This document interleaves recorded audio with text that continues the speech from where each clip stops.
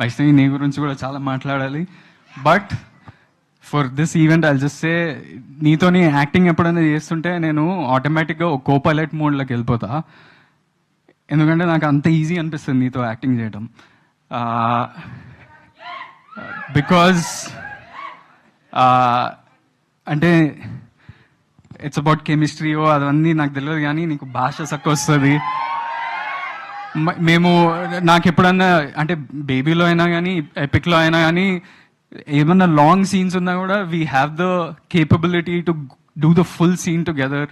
ఇట్లా short break down చేసి కొంచెం కొంచెం చేయాలనేది కూడా ఉండదు. We want to explore all the emotions throughout. So అలాంటి యాక్టర్ నాకు నా కెరియర్లో దొరకటం as a co actor, I feel super fortunate. And Vaishu, you are born to be an actor. ఎందుకంటే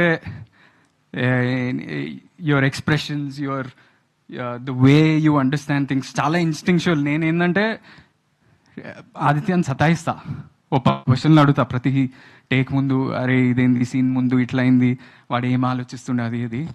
ఈమె సీన్ చదివేస్తే వచ్చి చేసేస్తుంది. ఆదిత్య చాలా బాగుండే అంటాడు.